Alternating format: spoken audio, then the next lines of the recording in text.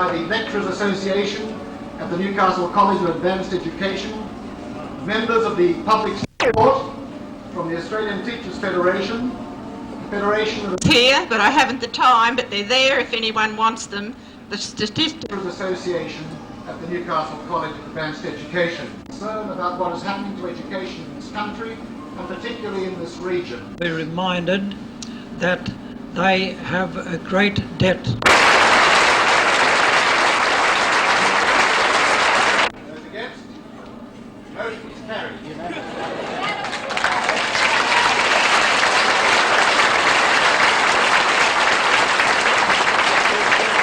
Well, I think it was a very necessary meeting, Tim. It's hard to judge how much can be achieved from such a meeting, but it's a unique occasion, and I hope the message will get through to Canberra. But will it get through, though? We'll do all we can to get it through, and as you heard, some of the speakers asked people to take individual action. I think it adds up to a very large effect if a lot of people take an action.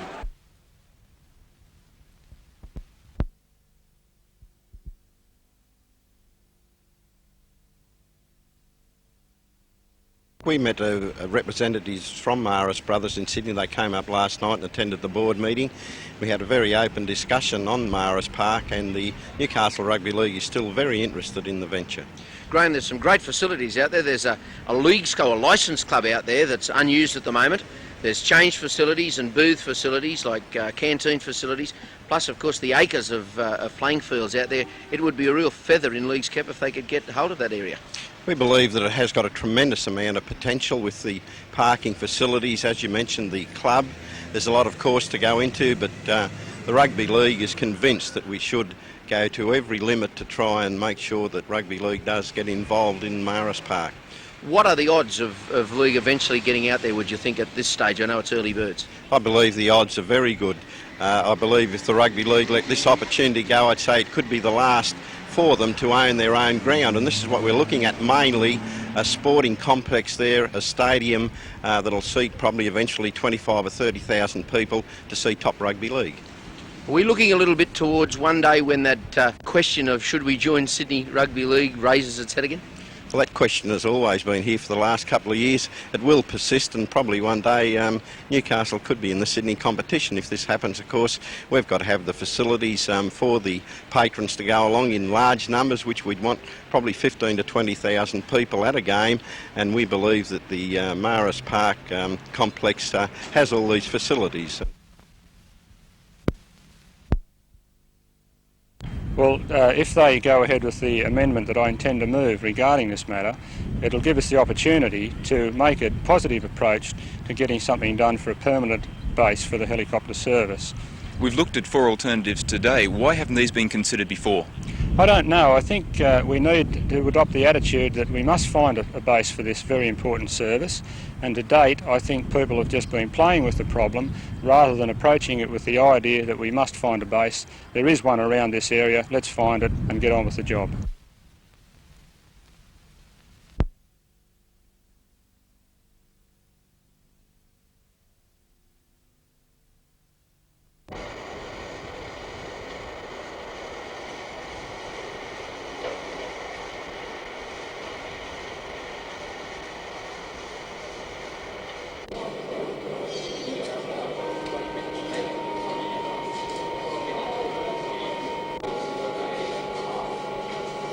Alright then, I'll come and see you in a minute, we'll do something else.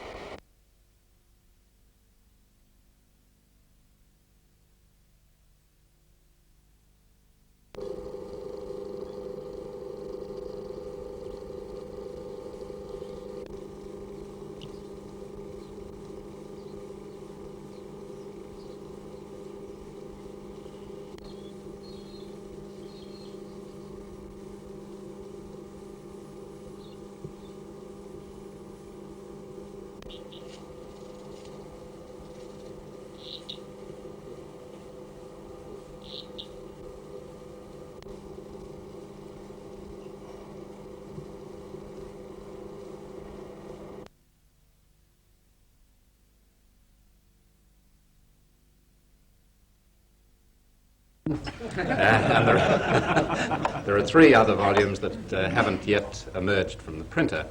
The report was commissioned by the federal government in November 1980, when Australian film producer Pat noted particularly for her work Take Our Task. We were very generously. Why do we? On the whole, the ABC is doing a good regional job in radio. When we turn to television, however, and there's no need to tell this audience, I'm sure it is well aware of the fact, Newcastle gets an extraordinarily bad deal out of the ABC. And it's not just Newcastle, it is the whole tunnel that goes up, including the Hunter River, in the Hunter Valley, including Armidale and Tamworth. That area, which would comprise, 1.5 million people or more, it doesn't even produce 5 minutes of television programming each day. The 5 minutes of news for that region, and what a huge region it is, actually has to originate in Sydney because there are no facilities, technical facilities, available in Newcastle or anywhere else in the region to put material to air.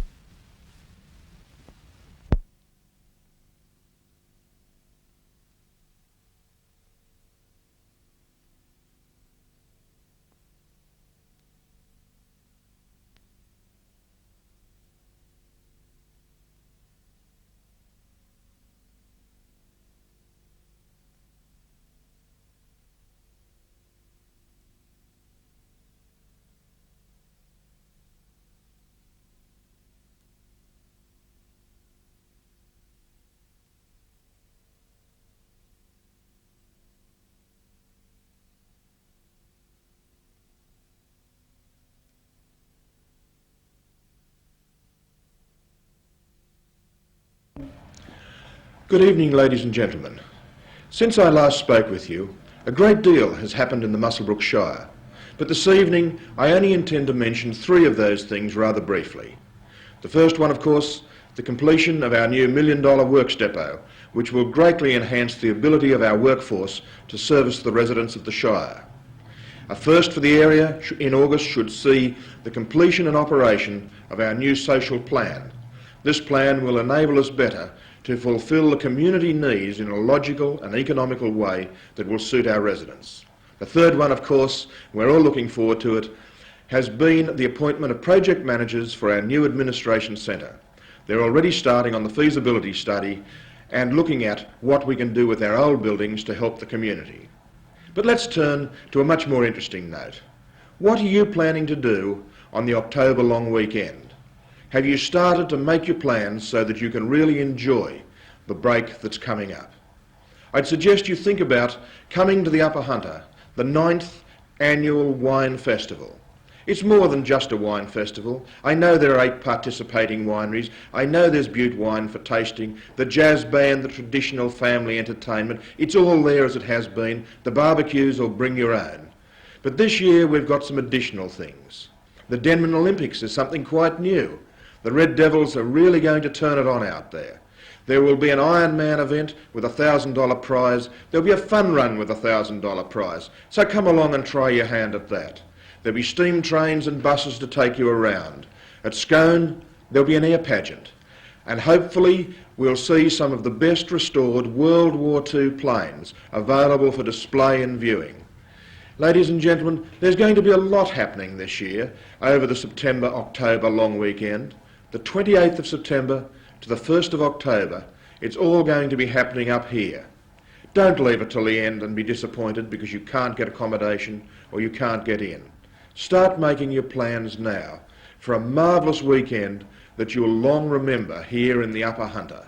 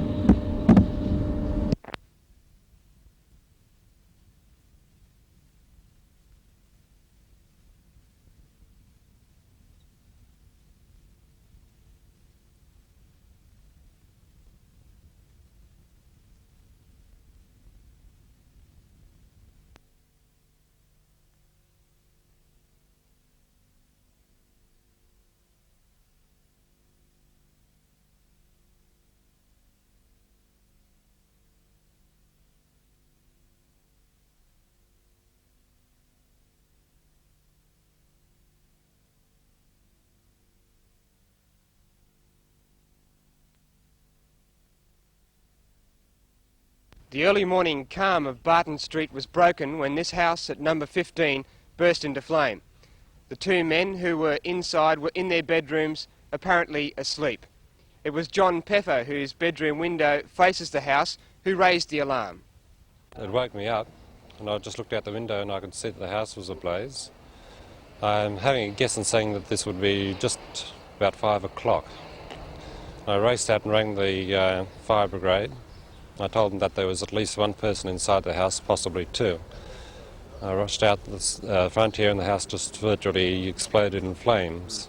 Did you make any effort to get the people out of the house? Yes, well, a neighbour just across the road here, and myself, we knew that the old fellow slept just inside the front room, so I kicked the door in, but the smoke was just too heavy and the heat was just too intense, so we couldn't get in at all. It was just suicidal.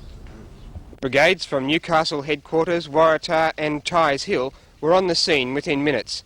The firemen had to don breathing apparatus to enter the house. They found the old man in the front room, and although they used a resuscitator on him for more than 10 minutes, their efforts failed.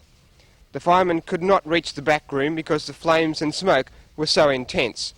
The younger man's body was found in the middle of the room where the fire started, his body charred beyond recognition. So far, fire officials have not ascertained the cause of this tragic fire.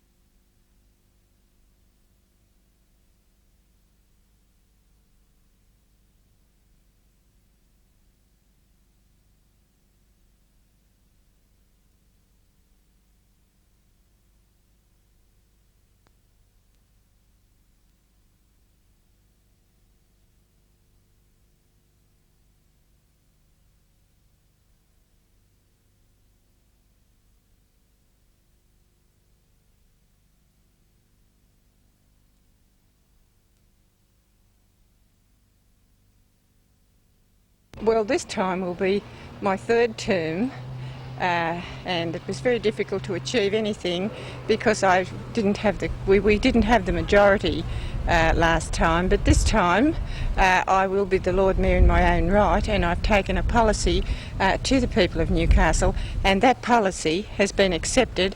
I feel that I've been given a mandate by the people for that policies, or for those policies, and I think they were good policies. They must have been to get such a tremendous landslide. So I don't feel that I'm vulnerable as majority or minority. I don't feel that I'm as vulnerable this time, and there'll be a no-nonsense council this time.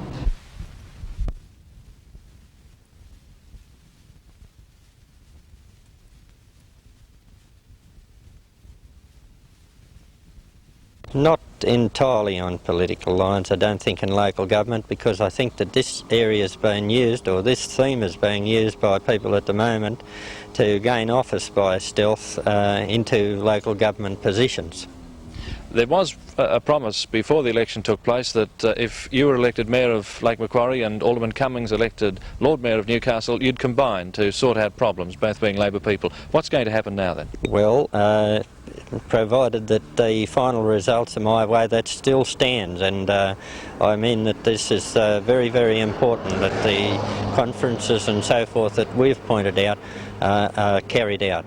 What sort of problems will we be looking at? Well, we'll be looking at transport, we'll be looking at waste disposal, we'll be looking at just about every facet of local government, I can assure you.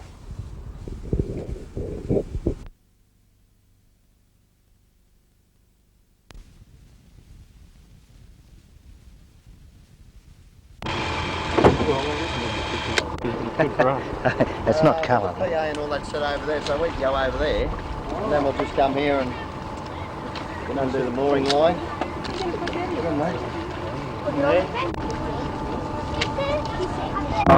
Into bits. Well, bless the Lord, those who are its sponsors. Be one way of showing compassion and help to the sick of all. Yes. President Earl and your fellow Lions, I do wish you well as you set off on this Project Sea Lion, which somebody told me perhaps may have been more aptly named Operation No Grey Tick. All the best, fellows. Thanks very much.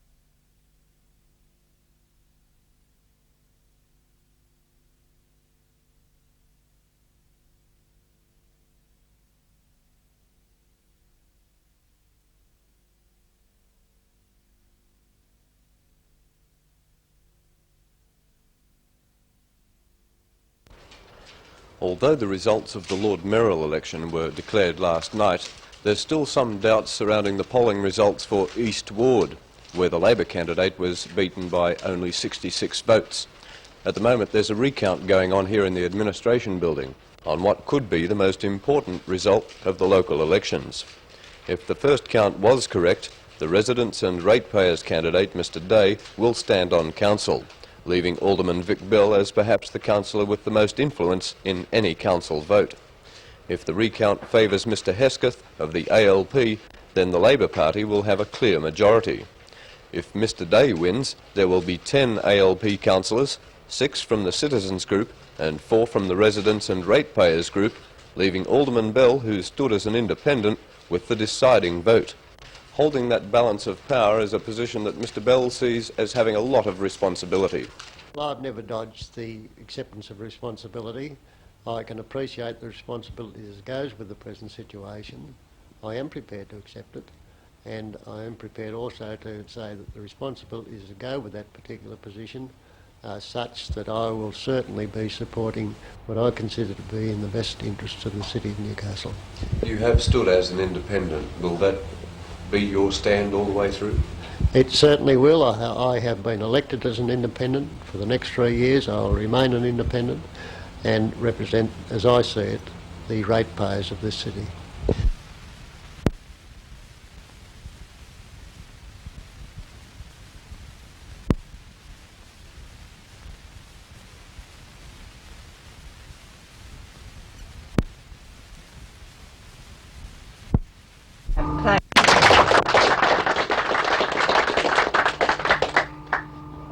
Stan, you may respond.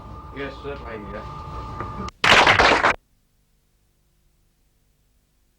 Here in the tally room of the Lake Macquarie Municipality in the administration building at Bullaroo, counting is far from complete.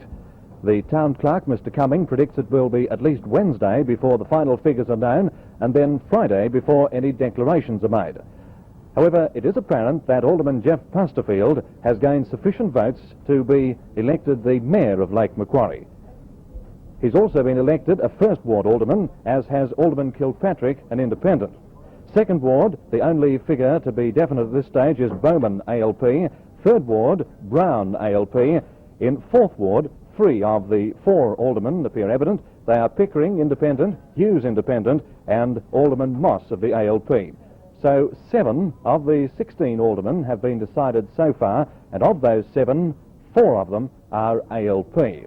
So far all primary votes have been counted, and tonight we'll start the allocation of preferences in the mayoral ballot and possibly the allocation of preferences in one of the 4 wards. The town clerk, Mr Cumming, said that the turnout of voters was 71% of those eligible. That's an increase of at least 5% on the number who turned out to vote last time it was compulsory 10 years ago.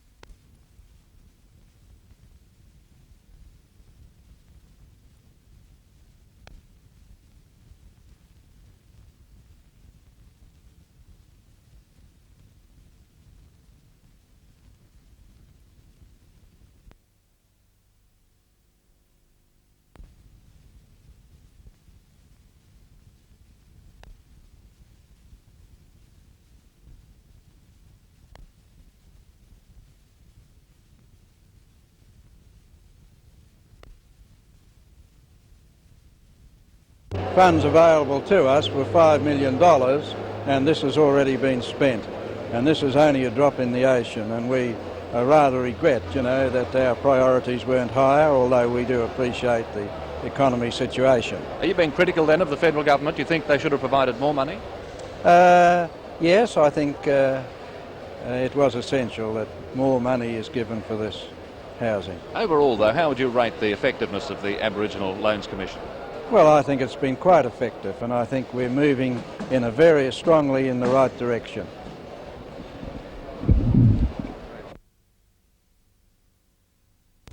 hope to play club cricket this year. I've always hoped to continue in club cricket, and despite the Packer business, and so I was looking for a club and decided on New Lambton.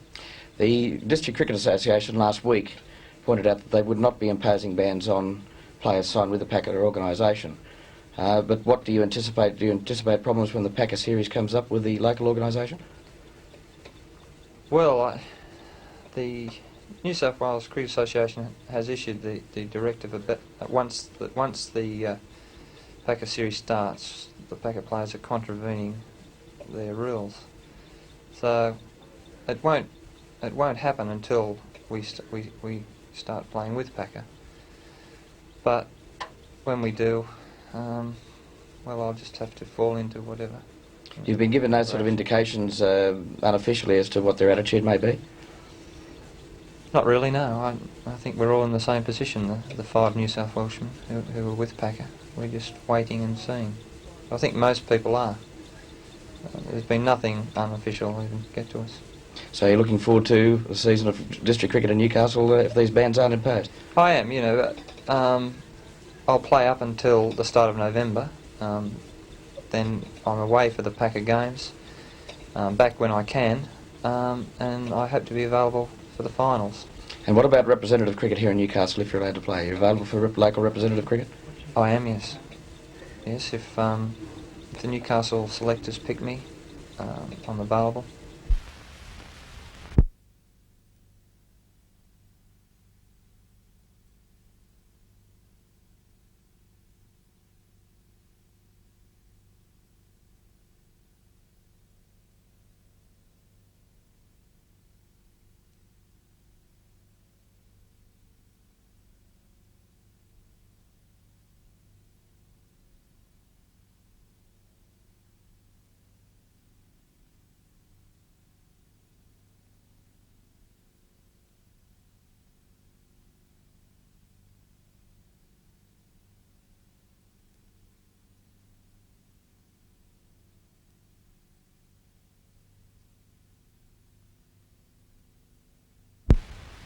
The thing that I found that was most unhappy was the fact that there was not enough imaginative literature read. Apart from that, what else would you like to see them reading more? I would like to see them reading literature of a higher quality, and I think this can only be done by having more librarians in public libraries, bigger staffs on school libraries. What do you mean by higher quality? Could you give us some examples? Yes, a better standard of writing. Patricia Wrightson instead of Enid Blyton. And what about more non-fiction? I think children are reading too much non-fiction these days, far too much. This is this question of imaginative literature. I think this is terribly important because when people's imaginations are cultivated, they become creative.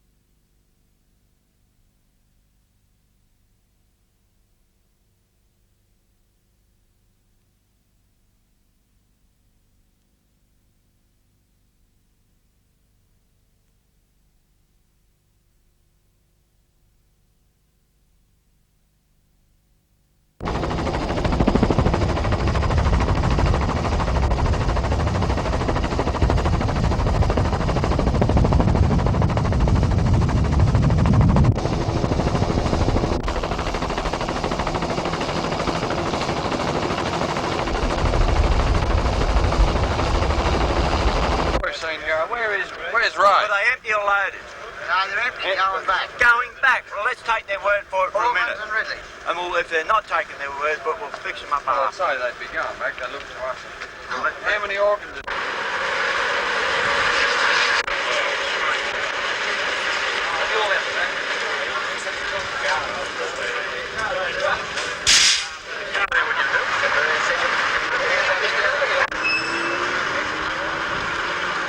How's the trade practices act? They're closing your shop down.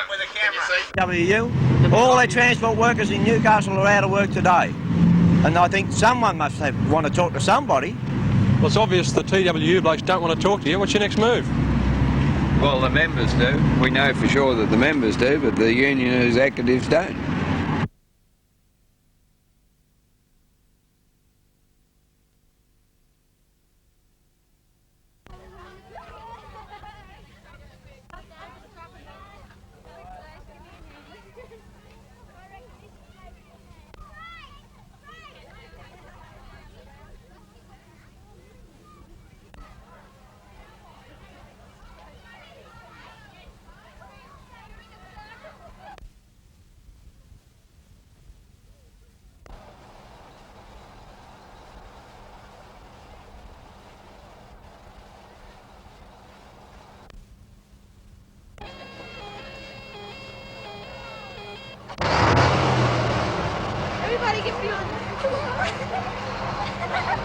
Today's demonstration clearly indicates that Singleton wants a new bridge, a bridge that has been in the making for the past 10 years. The issue of a replacement bridge will be decided in the next fortnight, when a conservation order on a tree stump which stands in the path of the new bridge will be dealt with one way or another.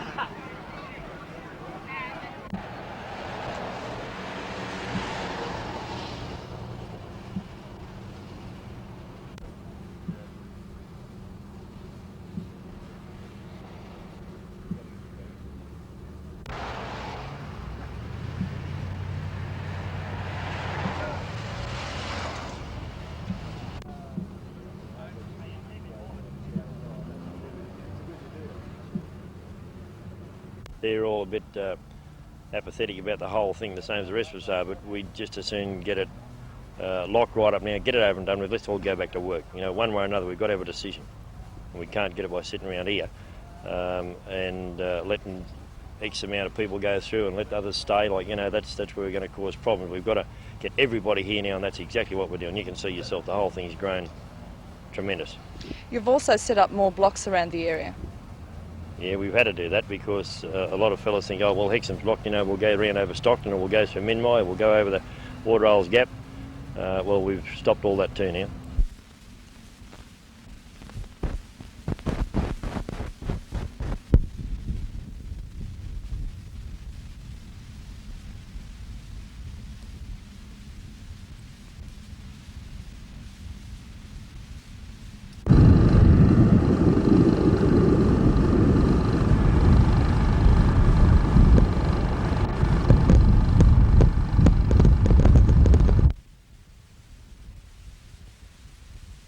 See, as mentioned in this EIS report.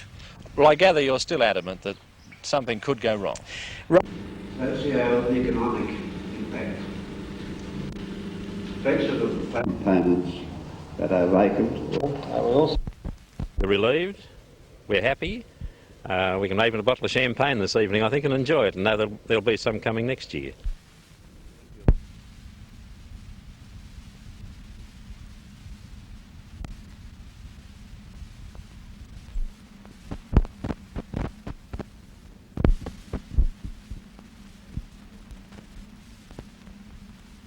No, it didn't seem possible when we looked at all the angles that we could do that. It was an option which we considered and would have followed if we'd felt that it was in our best interest and the project's best interest to do that. But we felt, in fact, after examining it closely, that we couldn't do that. What about the BHP's future involvement in the aluminium industry now? Well, we haven't abandoned our plans to become involved in the aluminium industry. But when it is that we may take an expansive move into the industry, we don't know yet, because it will depend on what opportunities we have, and we will also have to wait, I think, for an upturn in the international aluminium industry to make it possible.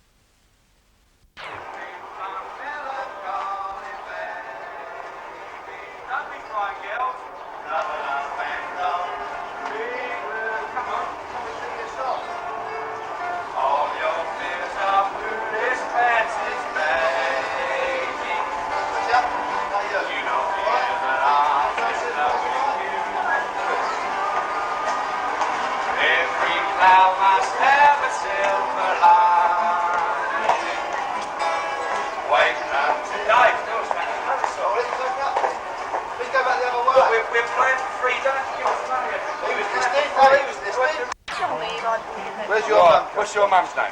Right. Did she? She went and saw you at Roosby Workers the other day. I wish you could probably give her a photo. We've got some in the motor. Go! Come to meet my melancholy baby. Cuddle up and don't be blue. Hello, dear, how are you? Alright? Oh, yes, you don't want to know, Dave. Can't turn that way. We keep going, but someone will come round to our way and figure it in a minute. Yeah, I'll let you have it. You'll come and send me tonight, won't you? Newcastle Workers Club. Are you coming? Yeah, we'll come to the Newcastle Workers Club tonight. Oh, yeah, tonight you're coming down to see us at We the know more Newcastle tunes in Workers this Club. We are giving the If you Newcastle come round Workers Club a Newcastle plug, ladies Workers and gentlemen. Club. Come down and see us tonight. Newcastle Workers Club. What's he doing there? What's he collecting for? Oh, you sell flowers? Do you want to come and see us play tonight at Newcastle Workers Club if we buy a If we buy a bunch of flowers, we come and see us. Well, how much? You got some money, how much are they? I'll sing you a tune. Whatever you want to spend. Here, I'll pay for some flowers. Right, can we have a $5? Yeah. Come on, Newcastle Workers Club. Hello, darling. Well, a bunch of flowers for our young lady. Thank you very much. All your fears are foolish fancies, maybe. Smile, my honey dear, while I kiss away each tear, or else I shall be melancholy. There, we nearly had harmony there for you. God bless you, darling. Thank you very much. What are they called? What are they called? Yeah. Come to meet my melancholy baby. Hey, mate. Hey, mate. Dave, carry on, he's taking a notice. Cuddle up and Don't be blue. He knows it, he Yeah, knows knows it. Are you going to come and see us tonight at Newcastle? My alcoholic baby. No alcoholic? My alcoholic baby. That's what she sings to you, doesn't she? Are you going to come and see us tonight at Newcastle Workers Club? Emma. It's about £2 to get in, I think. £2. No, I don't know how much. Yeah, $2 to get in. No one's paid to see us, so we've got to come round here drumming up business, haven't we, Dave? We've got to come out and drum up business and sort of play people a few tunes so they know what they're going to see. You know what I mean? Yeah. Right. So have you got any requests? You want us to Any sing requests? You want us to sing anything for you? That's it. That's about my alcoholic baby. You like that, mate? Is that the one you sing? That's good. I want to smile my honey dear, while I got all out the beer, and maybe you'll be alcoholic too. Yeah, well, boys, answer. How about that?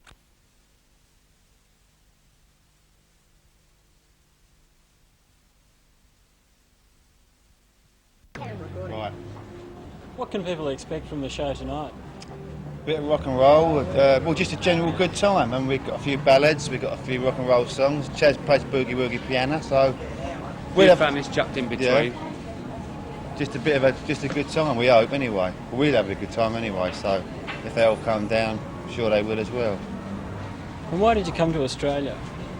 Well, obviously because in the first place, that No Pleasing You, we was pleasantly surprised to find out that it was a hit over here about a year and a half ago, something like that. Anyway, about a year ago. And obviously the next sort of thoughts are, let's go over there and visit. And we came over here last August for like a TV radio promotional tour, and we thought it was great and the people liked us, so we're back over here to do a tour. And where are Chaz and Dave going from here? New Zealand, and we go to New Zealand for a week, and then we're going to the Middle East for a week, and then we're going home. But we've got all our wives and kids and everything over here with us, so it'll be our job to get them back on a plane. They love it here, they do. Great time, yeah. Yeah. We like it. We love it. We're Aussies now, I think. Where are we going tomorrow, though? Dapto Leagues Club. No, that's on Friday. We've got 2 days off. On Friday we got a We're Dapto. great promoters for our gigs, you know. We don't know where we're playing. We don't You know what I remember. mean? Well, someone Just just take picks us us up and takes us. We've only just got out Dapto of bed. Leagues Club tomorrow. Hang on, where are we after that, Nip? Where are we after that? Canterbury. That's not in Kent. That's in where? Sydney. Sydney. And then Parramatta. Parramatta. All come down and see us at yeah. Parramatta as well. Right. Okay. Okay.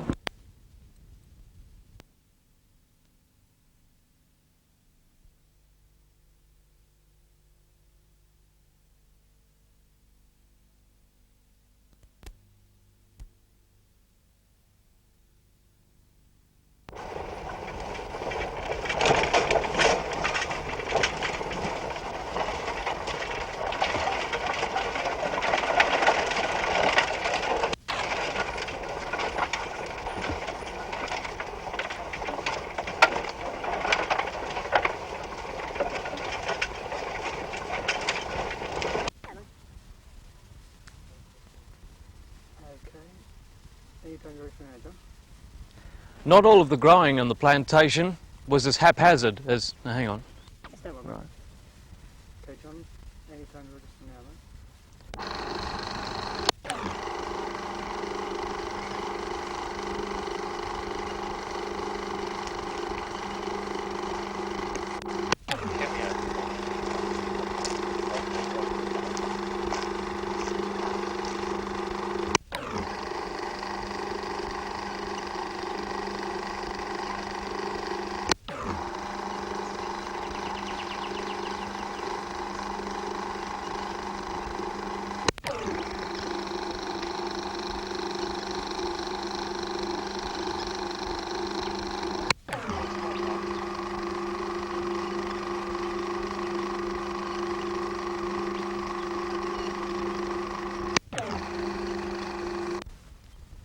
Okay.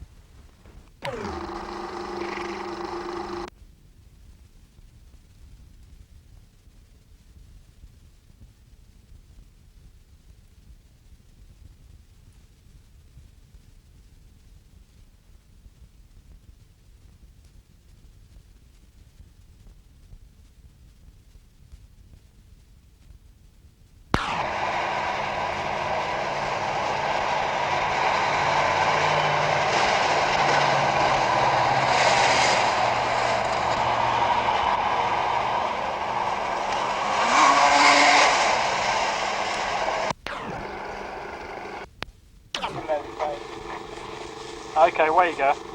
Action, right, stick around here. That'll do. No, he's back. Yeah. Oh, yeah. Gosh, check it out, Mark. Okay, away you go.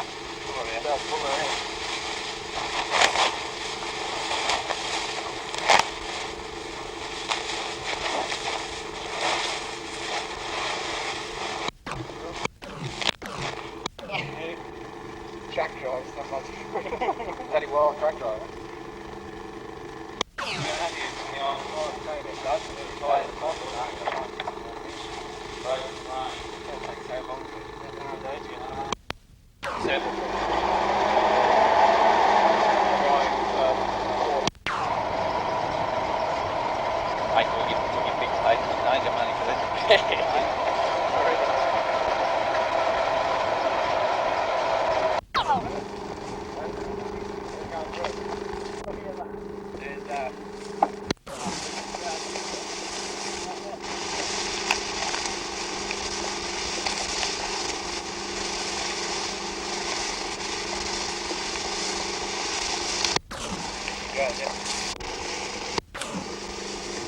How far we're going to go?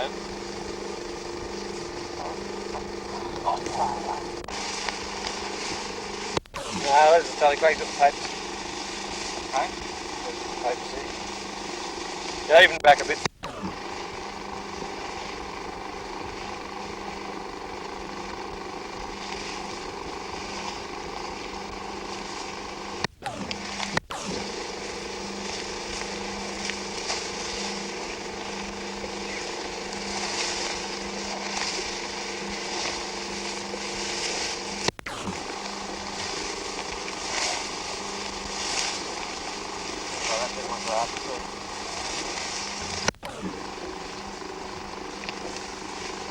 I can't find any.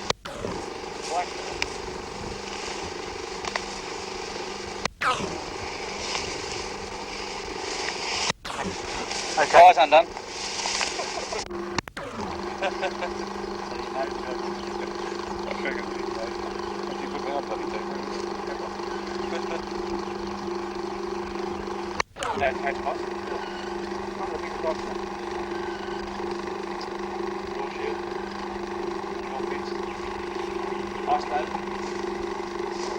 Did that last tank there where we stopped.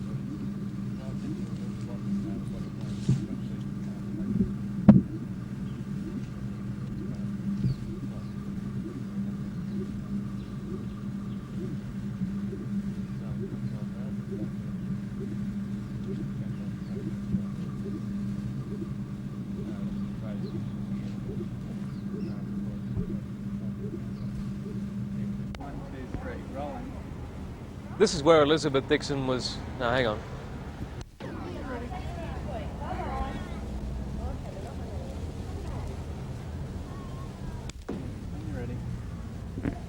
This is the Squash and Gym Centre in Green Hills, and this is where Elizabeth, or Betty Dixon as she was known, was last seen on Saturday, the 3rd of April, about 5:30 p.m. Police say she had a game of squash and then was on her way home. It wasn't until Tuesday that the gruesome discovery of her body was found. This is the Squash and Gym Centre in Green Hills. This is apparently where Elizabeth, or Betty Dixon as she was known, was last seen on Saturday, the 3rd of April last year. They say she left here about 5:30 on her way home. But it wasn't until the Tuesday after that the gruesome discovery of her body was made.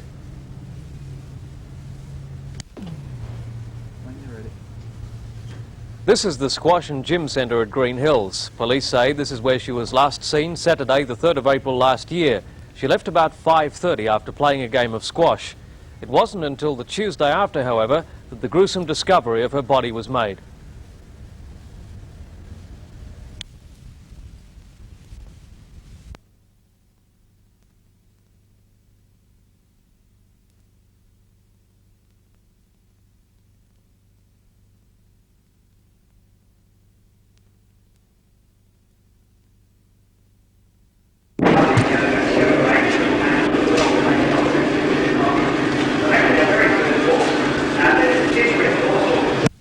Mothers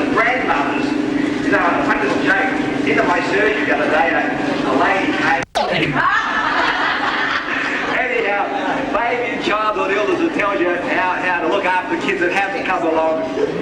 And that's including that one, but just talk to your friendly family doctor, he'll show you how to look after that. Women's problems, family doctor who does his best for you, but listen, he usually fixes you up, at least I hope he does, but sometimes he might not be able to just get on the right cure.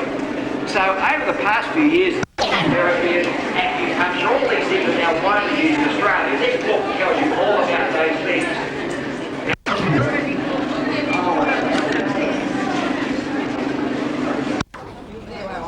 Thanks very much.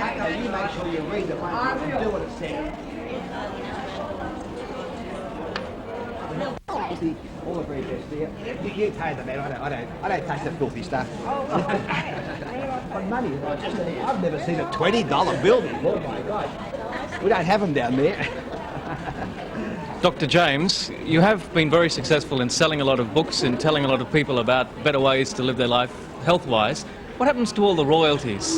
Oh, look, I'm so glad you asked. Matter of fact, 100% of the royalties from all my books, plus all my radio and television work, and most of the money from my practice goes to a foundation I set up about 10 years ago, and this provides housing for the aged. And last week in Sydney, in the Sydney suburb of Epping, we opened our first retirement village, which will house about 35 people. And right now, our second one will be finished by about Christmas time, which will house about 60 people. So I sort of talk about my books. I hope people buy them because every book that's sold, a certain amount does go to the retirement villages. And this is a government-recognised foundation, and we hope to bring a lot of comfort to older people in the latter years of their life. The book all about alternate medicine, how does that go? Well, where is it? Alternate medicine, please. In actual fact, that is my most recent book, and that's gone very well because in Australia we practice so-called Western medicine, and that is the university-trained doctor who practices Western medicine because that's largely a drug-orientated type of medicine, and that suits most people. But quite a few folk find that it just doesn't seem to do the trick, so they're looking for some other form of treatment. And the alternative methods include such things as hydrotherapy, the hot and cold treatments, hypnotherapy, medical hypnotherapy, acupuncture, homeopathy, herb therapy, iridology. There are a whole heap of things. About 16 different forms of treatment are available, which are available right here in Australia, in Sydney, in Newcastle. But I suggest to folk, ideally, go to a doctor who's been specially trained in these fields. And for example, I do hypnotherapy, I do acupuncture because I've been trained in those. So I try and bring my patients a combination of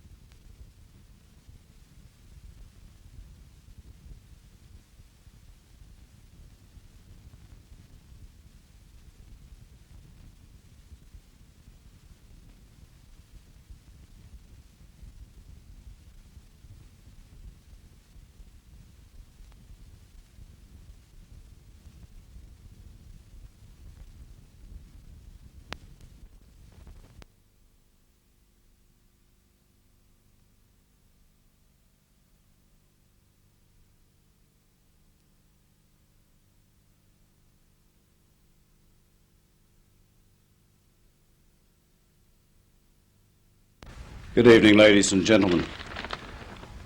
This year, 1983, will see a new triennium in local government elected in the Scone Shire, along with all other shires in the state of New South Wales. It's going to be different in Scone this time because for the first time since 1962, we'll be electing 12 councillors on an overall shire basis. In other words, we have decided to do away with the ridings in the Scone Shire. Now, this came about because we received a letter from the Minister of Local Government who asked us to put our house in order with the growth that has been seen in the Scone Shire over the past 3 years, where our town's population has considerably outgrown our rural district's population growth.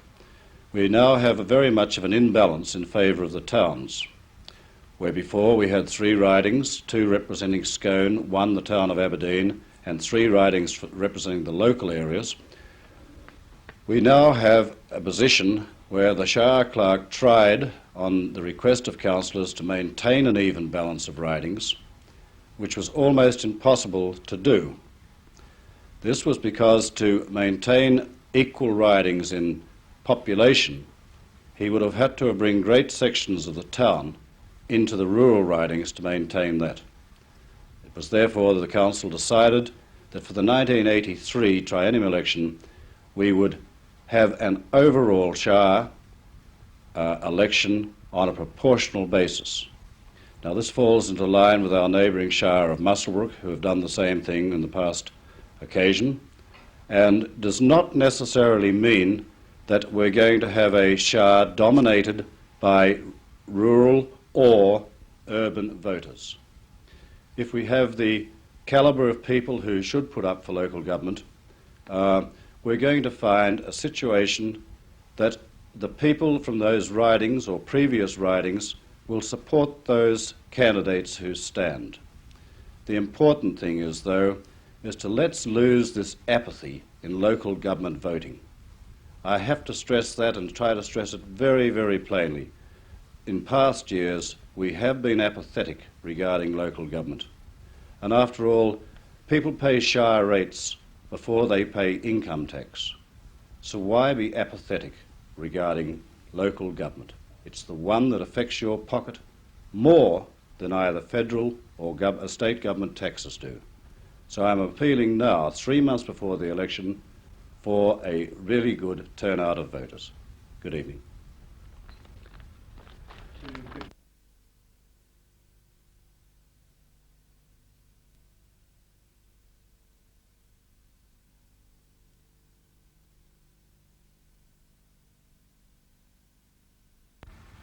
Good evening, viewers.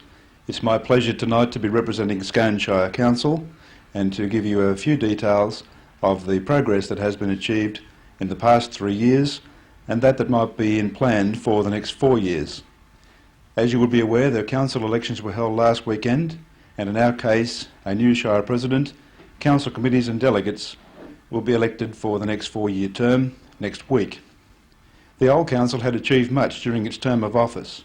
It had completed a lot of planning and a lot of groundwork for the next triennium.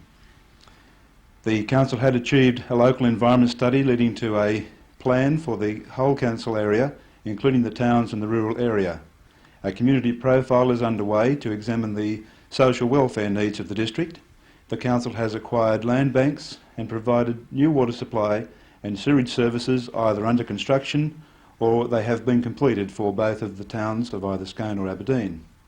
Sporting facilities have been provided, and in this way the council has been guided by a sporting development committee which has assisted greatly in planning.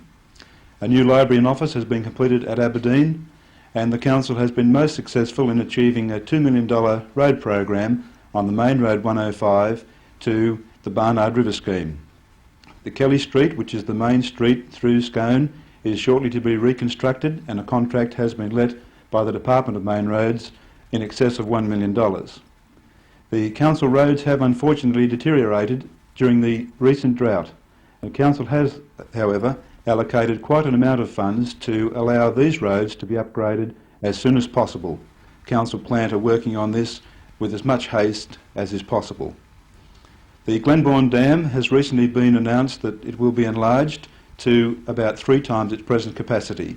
This will bring a lot of employment and a lot of further growth to the Shire and will be of great benefit to the Hunter Valley. The Barnard River scheme is presently under construction and is expected to be completed within about 1.5 years from now. The next 4-year term for the council that has just been elected will be a most challenging term, and I'm sure we will see a lot of progress and development happen for our Shire.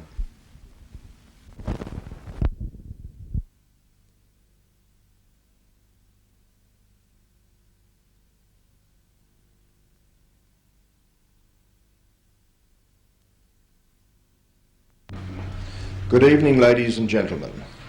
As this current council triennium slowly draws to an end, and you, the voter, next week will go out to elect a new council, it seems to me fairly appropriate that we should have an overview of what's happened in Muswellbrook Shire during the last 12 months and the last 3 years beyond that that make up the triennium. We've had our successes, we've had our failures. Every council has had a fairly difficult time, not only from government constraints, but also in the financial availability of funds that just have not come forward to council. But on the all, I think we've done fairly well. As they say, the good news and the bad news. Well, firstly, the bad news.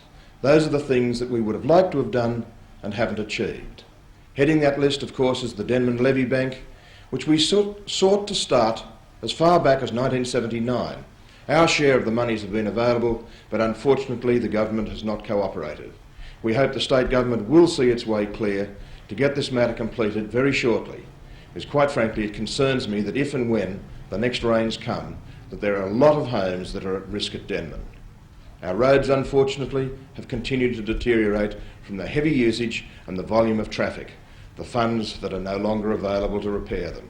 And the other disappointment, of course, is we have not made as much progress as we would have liked with our administration centre.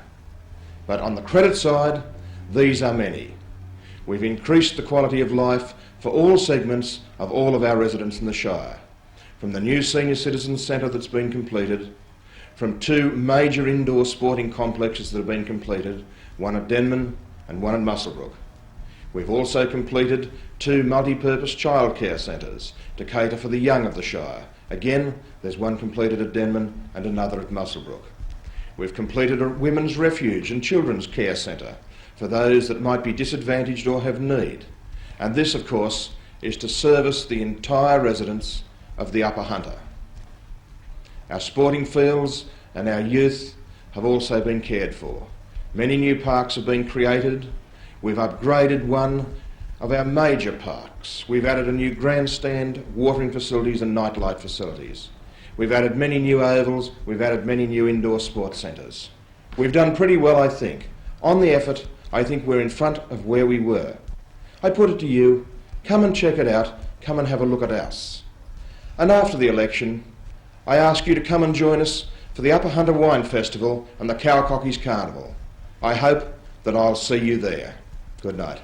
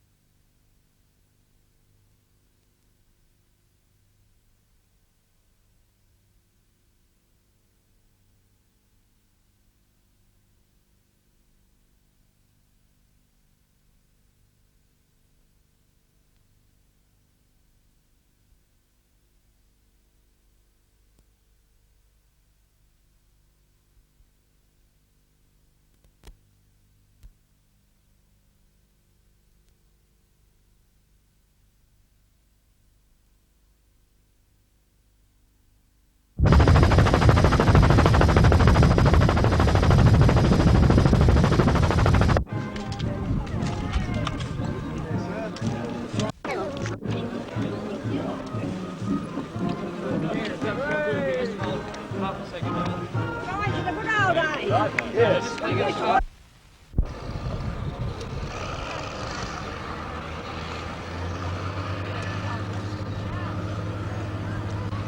Likelihood of the Sandy Hollow Railway being completed almost ranks with the possibility of finding the lost city of Atlantis, discovering life on Pluto, picking the trifecta, and Parramatta winning a premiership.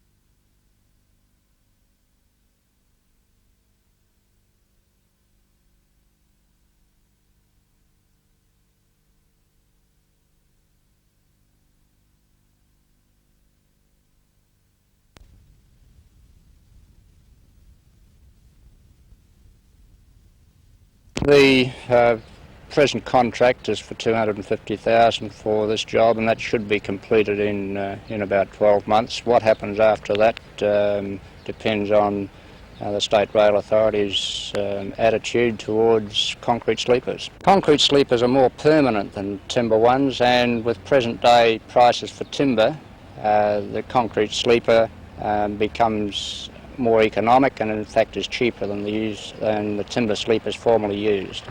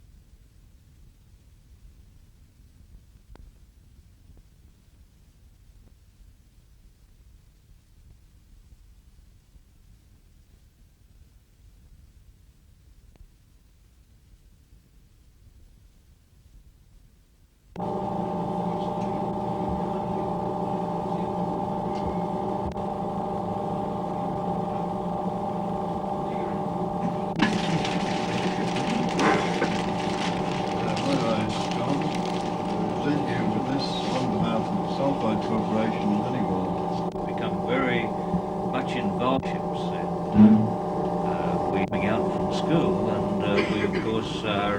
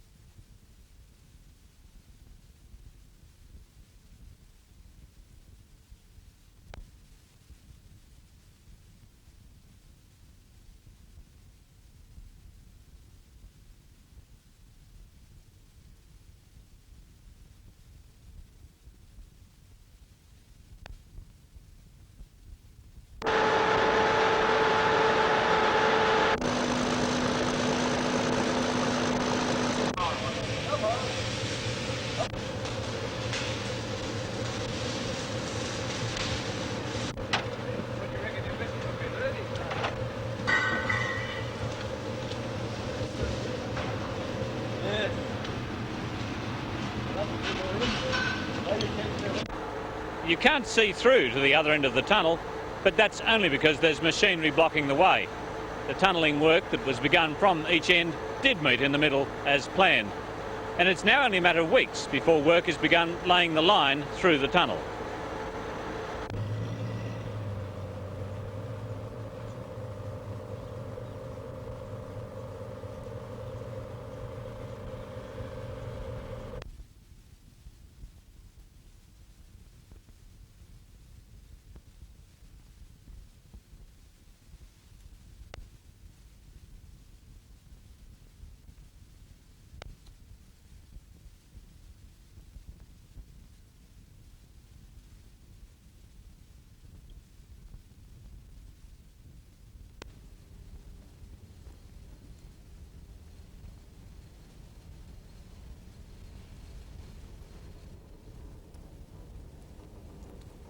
Well, we've got a program costing almost $250 million, and that'll allow us to buy something like 150 new major locomotives and another 750 coal wagons. We're also virtually rebuilding the railway through the Hunter Valley. Our fellows are as confident as you can be that we can handle the tonnages. We're aware of the projected tonnages over the next few years. I think the railways have proved in Newcastle they can do the job, and we're very confident that we'll be able to cope.